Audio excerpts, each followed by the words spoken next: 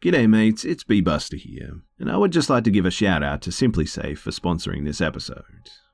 So with home security, there's two ways that you can go about protecting your home. There's the traditional way where you wait weeks for a technician to do a messy installation that costs a small fortune, or there's the other way, Simply Safe. Simply Safe is everything that you need in a home security system. It's award-winning protection, two-time winner of CNET Editor's Choice Award in fact. Simply Safe blankets your whole home in safety. You get comprehensive protection for your entire home, outdoor cameras and doorbells alert you to anyone approaching your home, entry, motion and glass break sensors guard inside, and you barely notice that it's there. But what's truly remarkable is that you can set up this system all by yourself. Anyone can do it, even me. It takes 30 minutes to an hour, tops, and there's absolutely no trade-offs to your safety. You'll have an army of highly trained security experts to dispatch police to your home at a moment's notice, 24/7. And it's only 50 cents a day with no contracts. It's why Verge calls Simply Safe the best home security system. I was also lucky enough to have Simply Safe send me a free package recently, and it was extremely timely because I actually recently had a random guy walk into my backyard in the early hours of the morning, and it really scared my family and I. So I set it up a while ago, and man has it been great. It was super easy to install, and the product is really easy to use and offers really comprehensive protection. I would genuinely, and I mean honestly, recommend it to anyone wanting to protect their home and their loved ones. So, to get started, all you have to do is go to simplysafe.com/scared today and get free shipping and a 60-day risk-free trial. Really, you've got nothing to lose. Go now and be sure that you go to simplysafe.com/scared. That's simplysafe.com/scared.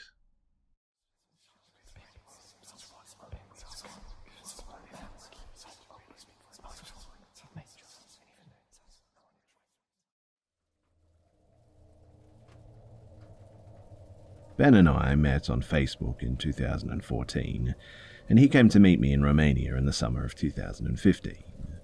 He seemed a little bit odd, but otherwise okay, I suppose. But one strange thing about him, though, is that while he was at my house for a week, he didn't bathe for some odd reason, so he really stank. So I show him around Transylvania, and we both rent an apartment before his departure. We hang around there, and he leaves. Our friendship continues online, and in 2016, I moved back to Canada. In May of that year, I fly over to Vancouver to hang out with him. Now, it's important to know that this guy is a major gun nut. He collects a lot of firearms and claims to have briefly been in the Canadian Army. He also claims that he worked as a mercenary and was in Georgia during the Russian invasion in 2008. He claimed to have shot 2 people there and also suffers from PTSD.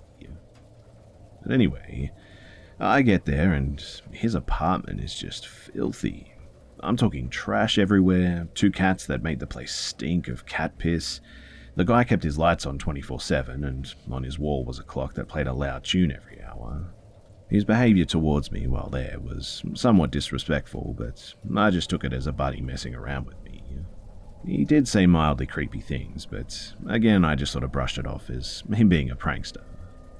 I leave, and again our friendship continues online. During this time, his conversations with me became sort of darker and more hostile in a passive-aggressive sort of way. But Ben is also a hardcore alcoholic who drinks until he passes out. He does all sorts of really antisocial and downright vile things while drunk. Also during this time, 2016 to 2017 period, he said that 2 men briefly lived with him for a short time. When I'd press him about what happened to those 2 men who lived with him, he'd always just change the subject really quickly. And after what happened in 2018 when I last met up with Ben, I now have a strong suspicion that something bad might have happened to them. So fast forward to 2018, and me and my parents are driving to Vancouver from Calgary, and it's a perfect time to meet up for a day or 2 with Ben. But boy, was that a big mistake. Ben is traveling to Vancouver, and we meet up at a bar near his house. We have a few drinks, and he goes home for the night. The next day we meet up, and his behavior towards me is really disrespectful in a passive-aggressive sort of way, and extremely creepy. We go to his workplace, and he's very subtly disrespectful to me and his co-workers as well. He's putting me on the spot as well, and trying to make me look stupid in front of everyone. He was a supervisor, so most of the people underneath him were too complacent or afraid to say anything, and at the time I thought that this man is obviously some sort of a psychopath. And this is where it gets to a point where I honestly believe that my life was in danger. So we go back to his place. He's drinking beer and I'm rolling a joint. A movie's playing and Ben is getting tipsy. He's basically now adopted a speech pattern in our conversation where I feel as though I'm being sort of interrogated or toyed with. He's playing a video game on his computer. I'm watching a movie. By this time, I'm feeling very uneasy. My gut instinct is telling me to just leave. Generally speaking as well, you probably should always listen to your gut instinct. It's that sort of primal thing inside of you linked to fight or flight that it's best to be obeyed. But as the day progressed and as Ben was becoming drunk, he starts saying some really weird things. He was mumbling about, I don't care for anyone but myself, I really don't care about people. There's a loaded shotgun beside the table as well. He looks at his computer screen and starts mumbling about being a madman with a gun. A few minutes later, he turns to me and says, "Hey, what if I put some MDMA in your drink?" Followed by, "I'm just kidding, man." The cat and the mouse game continues. He's now talking about knowing a guy who is HIV positive and how he's going to get the guy to give him an infected needle to infect himself with HIV so he can live on government benefits for the rest of his life. I mean, this guy is completely unhinged, obviously. I'm sitting there in disbelief as to just how vile this guy really is. And obviously, I really want to leave, but I also don't want him to know that I'm ready to go. It's a really weird, sort of awful and vulnerable feeling. He has another beer and turns to me, and I'm now very uncomfortable. The talk is about food, and he then turns to me and looks me straight in the eyes and asks, "So if this was your last meal, what would you have?" The look on his face was one of stone-faced sincerity and malice. I knew that I had to flee. My heart was pounding. I need to make my move. With adrenaline rushing through my body, I tell Ben in a very calm manner that the weed I had is making me feel funny and I need a breath of fresh air. I quickly put on my shoes and I leave before he has any chance to stop me. He makes me promise I'll come back, and I go downstairs into the sunlight and I feel like an animal that has just escaped slaughter.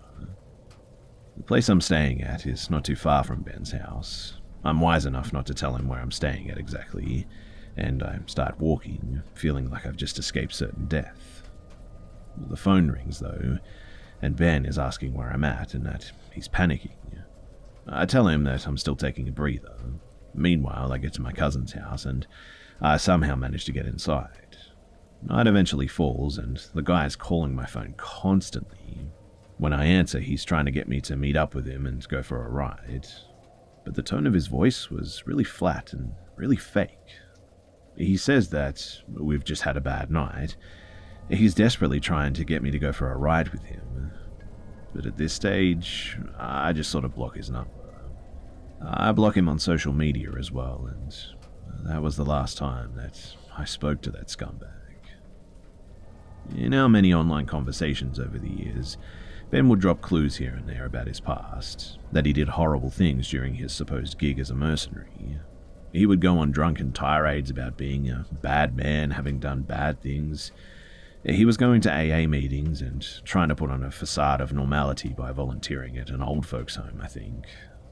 But deep down, I honestly think that he was a psychopath, a potentially dangerous one at that, and I just hope that he never murdered anyone other than the two people he allegedly shot while in combat duty. Vancouver is a really sketchy place as well, full of missing people. But in the end, I guess we'll just never know.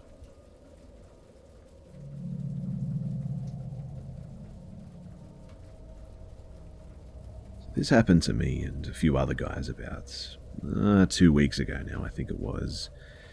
I'm a career firefighter in SWFL. We respond pretty regularly to medical alarm activations. And tonight we were dispatched along with EMS to a medical alarm activation. Once on scene, we noted a small mobile home with no car and no lights on. So we did our standard knock on the front door, and we can clearly hear a woman calling for help. It was clear enough to the point, in fact, that we were able to narrow down the room that she was in from the outside. All the doors were locked, so myself and my partner climbed through a window and searched the entire house, only to find it absolutely empty. And the creepiest part of it is that afterwards we talked with the EMS guys who stayed outside and talked with her, and they said that they were talking with her on the other side of the wall until they heard us in the same room. It was definitely a spine-tingling call. Any thoughts?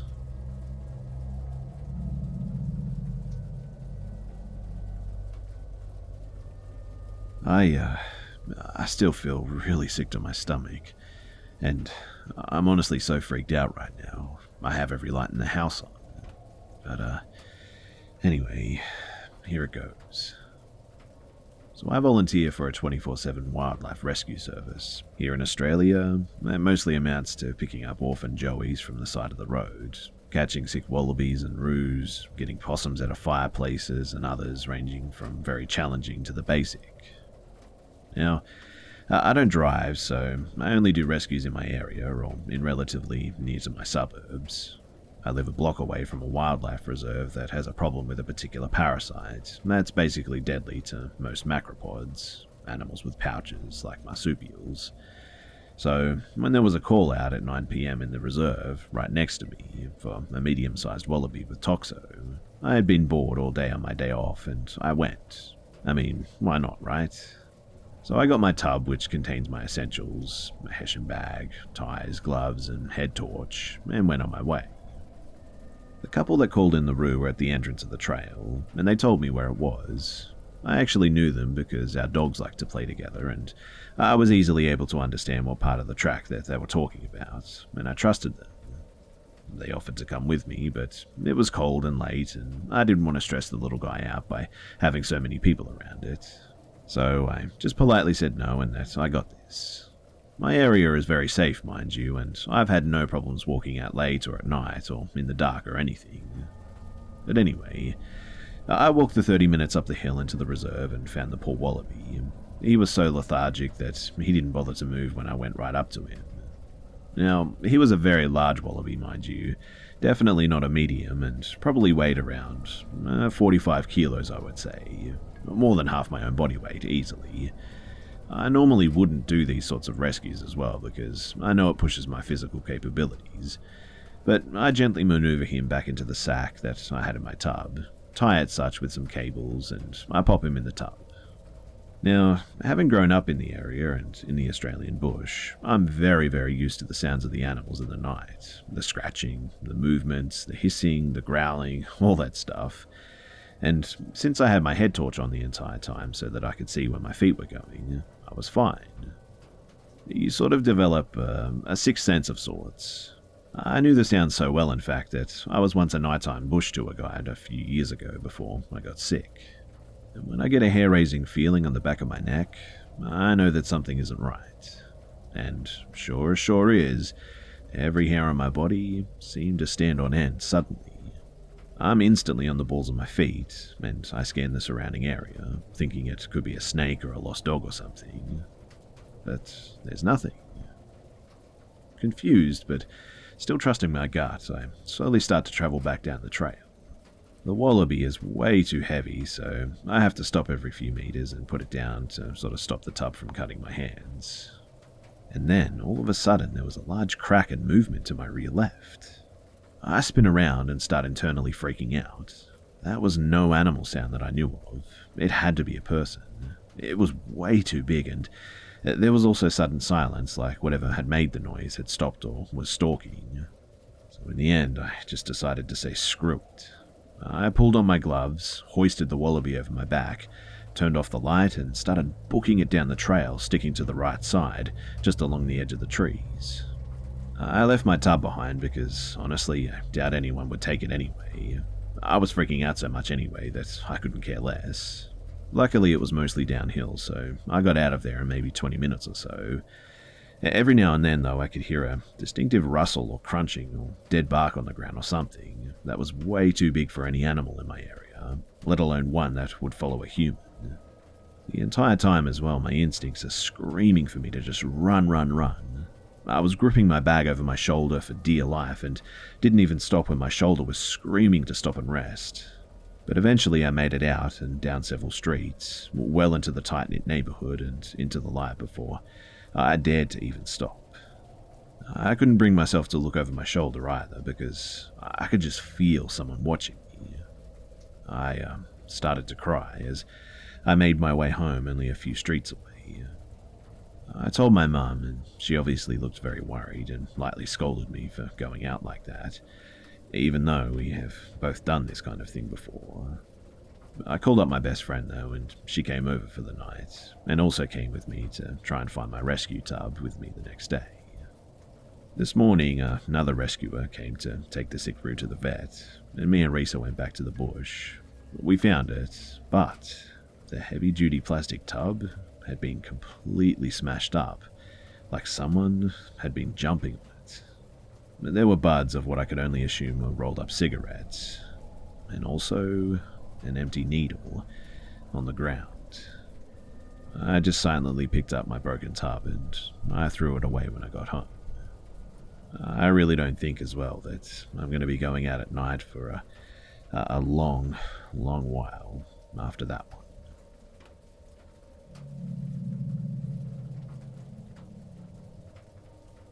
So I've been listening to some stories here for the last few days, and it actually inspired me to talk about an experience that I had when I was about 12. My mum was actually taking things out of her closet to donate to Goodwill for a tax write-off. She called me down to ask if I wanted any of the shoes that she was getting rid of, and I started rummaging around her closet and found an old Hasbro Ouija board. I sort of vaguely knew what it was, but I never played with one, so I asked her if she would play it with me. She agreed and said that when she was finished that she would. So later that evening she explained it more in detail how it worked, and we set it up and began. I went into this thinking that it was honestly just a big joke, but the first thing the board spelled out was my mother's name. I was sort of giggly and said to my mum, "You're moving it," and she of course replied that she wasn't. She asked the board who this is, and they replied with the name of my mum's boyfriend. His name was Ronnie, before she married my stepdad, Mark. Ronnie died in a motorcycle accident when I was 4, and I hardly remembered him. She asked Ronnie if he could prove it was him, and he said a few things that only Ronnie could know. I still sort of thought that my mum was moving it, because she of course would also have this knowledge. But then Ronnie said that he had to warn her about Mark. He said that Mark was a bad man and would do something to hurt me and go to prison. He said Mark needed to leave right away. We were obviously both taken aback by this because Mark had always been an amazing father and husband to my mum. My mum asked what he was going to do to hurt me, and the board just kept saying things like, "He's a bad man, he's a dirty man, he will go to prison, he will be punished." Nothing specific. My mum got annoyed eventually and said that the real Ronnie wouldn't say these things and would be happy that her and her family have a good life now. She ended the session and we didn't play it again after that night. I was sort of left confused, but eventually I just kind of blew it off. 3 months later, I was getting ready for school. I'm about to jump in the shower and saw something shine out of the corner of my eye. Upon close inspection, I realized that it was actually a small camera. Long story short, my stepdad had put cameras around the house and had been recording me showering, changing clothes, and even sleeping. I slept in the nude at the time with my door locked. I discovered it, and we found out that he'd been doing this for almost 6 months.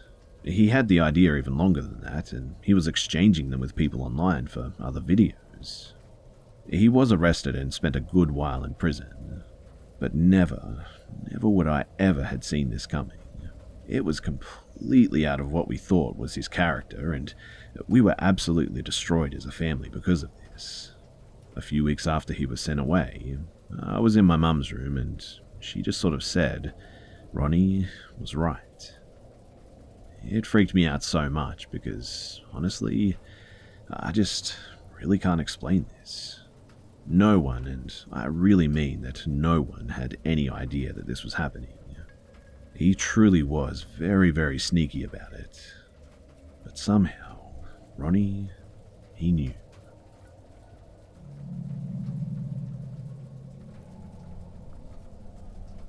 So I was around the age of 13 and I was staying at my friend's house for New Year's Eve. She lived out on a farm, so there weren't many houses around where she lived. We were sat on her bed talking, and I happened to notice a dog running into the darkness outside. He was barking, but I thought that he must have been barking at a fox or something. I didn't think anything of it, to be honest, until maybe a few minutes later when I see him in my view again. But this time he's growling, and I saw what he was growling at, because there was a woman trying to hit and kick him. I told my friend that there was someone outside, and she thought that I was joking.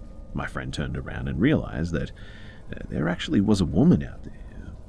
She ran out to her dad and told him about her. He ran to his room and came out with a shotgun. It's safe to say that me and my friend were scared. He didn't even seem like the type of man to own a gun. Her mum had heard the commotion, and they both went outside to the woman. Keep in mind, this was all well past midnight in the country, so very scary to see a random woman just outside attacking the dog. My friend's mum invited the woman inside because she seemed really distressed. She offered her a glass of water and she said that she would call the police. The woman, though, was telling us not to call the cops and that her boyfriend was actually down the road and that they had gotten into an argument, and apparently it had gotten physical and she would be fine. Brian grabbed his car keys and said that he would be back and he was just going to see if the boyfriend was still there. The woman told him that she would come, but he said no. And this is the scary part. So as he was driving down the road, he saw a car and he was driving up to it. His headlights shone in the bushes and there was a man stood there trying to hide. Brian quickly turned around and drove back to the house. He told her that he was going to call the police and that she needed to stay inside until they arrived. At first he thought that she was a victim and felt sorry for the woman, but she ended up getting up and saying that she was fine and leaving, even though my friend's mum was trying to get her to stay put and wait for the cops. They came out and took a statement, and they told Brian that there had been a lot of car thefts lately in this manner where someone knocks late at night and gets the homeowner to help, but when he had stopped and gotten out near the car, then he would have had it stolen. The cops did search around the area for the couple, but they didn't find them. At 13 years old, this was such a scary experience, and just really unexpected as well. We still bring it up to each other, even now that we're in our 20s, and it's really just amazed us that there are people out there with such malicious intent.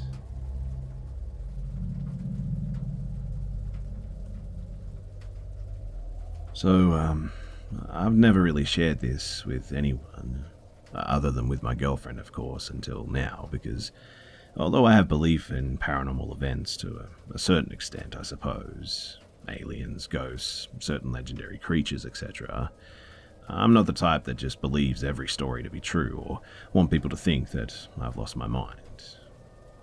Anyway, it was early summer 2010, and I only remember this because my 21st birthday had just passed and was finally legal to hit the bars. It was a Friday night, and I was up having a drink at a bar that my cousin David was the bartender at. It was a small town bar that, outside of an event like a band or other entertainment was there, it usually stayed pretty quiet. It was very early in the evening as well, and I had just gotten off work for the night, working at a McDonald's in another small town less than 10 miles from the small town that I lived in. So I was on only my second drink of the evening when my phone rang. On the other end was a friend of mine from childhood, James. He was calling, just asking if I wanted to come over to his brother's house and join them for a night of poker, beer, and weed. Sounded like a good time in my book, and since I was literally only one sip into my second gin and tonic, I agreed to make the drive into Toledo. Most people know where that is, but for those of you who don't, it's a city in the northwest region of Ohio, about an hour or so south of Detroit. It was about a 20-minute drive from my small town, and figured that it would be a good time. So I stopped at home to grab some cash. I only took $10 or $20 with me to the bar to make sure if I ever got caught up having a good time drinking that I didn't screw up. and to have too good of a time and end up closing down the bar that evening. So I left my house at 11:05 p.m. I remember that distinctly as well because I had called James to tell him that I was on my way, as they were going to wait for me and start the poker game at 11:30. We always played a tournament style of poker game where we all put our money in at once, got equal amount of chips, and played until there was only one person left with any chips left, who then got to keep all of the money. Anyway, I took my usual route over to his brother Eddie's house, as I've done so many times before. We had all gotten together, a group of anywhere from like 4 to 6 of us, and would play poker in Eddie's basement at least twice a month, usually more. I just got into the corner of Oakdale Street and East Broadway. I was sitting at a red light with an area that's really nothing but residential housing, outside of the elementary school that sat at that exact corner. I'm sitting up, looking at the red light, just waiting for it to change, which always seemed to take absolutely forever coming from that direction, when I noticed something in the sky that, from my vantage point, was partially hidden directly behind the red light. It was a very bright white light that seemed to be pointing straight down, almost like it was a helicopter, maybe using a spotlight to identify something, but much, much brighter at the point of the origin.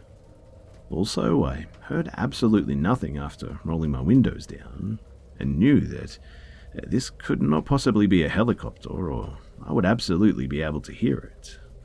Wanting a better view, I pulled into the parking lot of an ice cream shop that sat directly across the road from the school that I was nearby, and got out of my car to try and figure out what this thing was.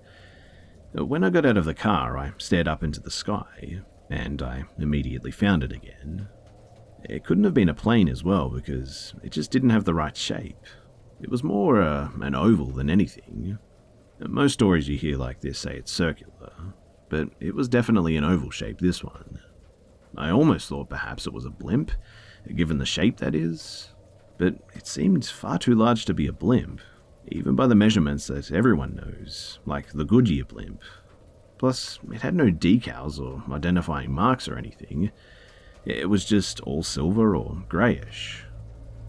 But after what felt to me about 30 seconds or so of looking at this thing, my eyes just started to burn. Not burn in the sense of extreme burning or anything like that, but almost like the feeling of when a bug flies into your eyes and causes them to water up. So I closed my eyes and I began to rub them. My eyes are closed at this point, so obviously it's all black. After finally getting my eyes to stop bothering me, I tried to look up again and find it's just gone. I looked around but couldn't see it anymore. This is a very densely populated neighborhood with houses and trees and stuff like that, able to obscure any view of things that you'd look up in the sky to see.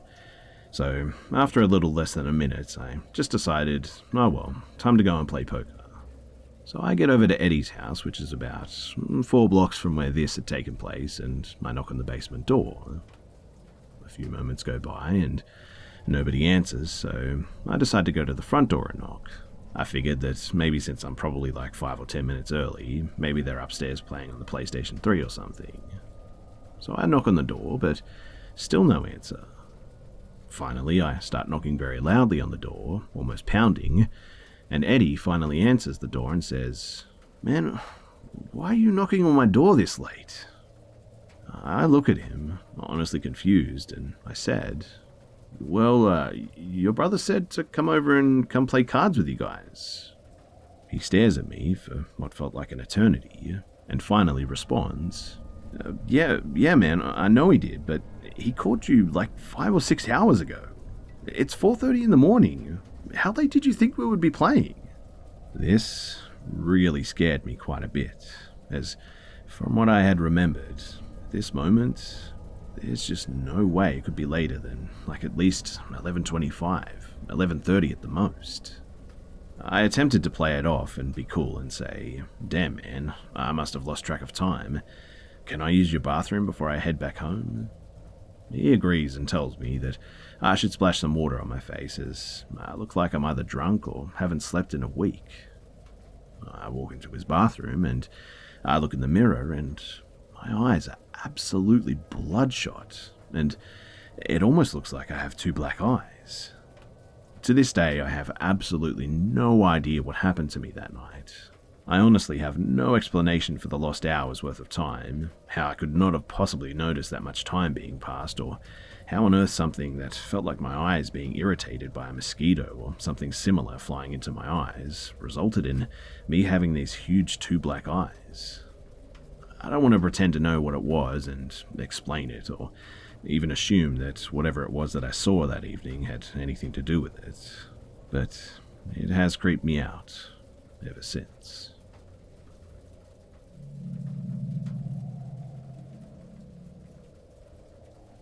So I just got off work. Today I worked from 7 a.m. to 1 p.m. And around 10:45, I would say, a man walks in. I've had previous odd encounters with this man, such as seeing him walk behind me around my neighborhood and him hanging around out near my street and whatnot. I had brushed those off since I live right next to where I work, and figured that he lived there also, but always just sort of kept an eye on him. Anyway, the man comes in and orders his usual pastry. I work at a bakery, and he tells me, "Yeah, I'm gonna stay inside and eat my pastry." For anyone who doesn't know, my country is currently under lockdown because of the coronavirus, and all dining indoors is strictly prohibited. Not to mention that my bakery is tiny and there have never been any tables to sit inside, only a coffee bar that has never had space to sit at. So I tell him, we're actually in lockdown, so you can't really eat inside." And his response chills me. He says, "Are you alone here?" Yeah, I respond stupidly, but quickly try to catch myself. "But my coworker will be here soon." A complete lie. It's only about 11 a.m. and my coworker isn't scheduled till 1 p.m. when I'm off. "Then no one will see me in here," he responds and goes back to eating his pastry at the coffee counter. I roll my eyes and I go back to work. I'm not getting paid enough to care if he quickly eats his pastry and leaves. 10 minutes pass, then 15. This guy is still in my bakery. I look over and he's finished his pastry and has moved closer to the open space in the counter meant for the employees to walk back and forth between the front of the store and to the employees' only side. And now I'm starting to get a bit uncomfortable. I quickly text my coworker, who's a 30-year-old man who owns a lot of guns and treats me like a little sister, 911. I look over again, and now the man is even closer and is also reading a book. He's putting the book in front of his face and peeking at me from above it, just sort of watching me. Every time I turn back to him, he gets closer and closer and closer again, until eventually he's halfway in our employee-only area. I begin frantically texting my coworker. He tells me that he's only 4 minutes away. I finally make the decision to text my boyfriend. I had avoided doing so to keep from scaring him, but now I was terrified. I sat in the back of the employee area watching this guy. I held a knife just in case he decided to come any closer. Just as he takes a step closer, my coworker busts through the door. A confrontation ensues and the man leaves the shop, but continues to sit in his parked car right out front and just sort of stares at me. I tell my coworker about the previous experiences that I've had with him, and at this point, he's had enough. He marches out to the guy's car and tells him that next time he comes around, it'll be his last. My boyfriend pulls up at this point and also joins in with the warnings. I haven't seen this guy since then, but I'm definitely keeping a lookout.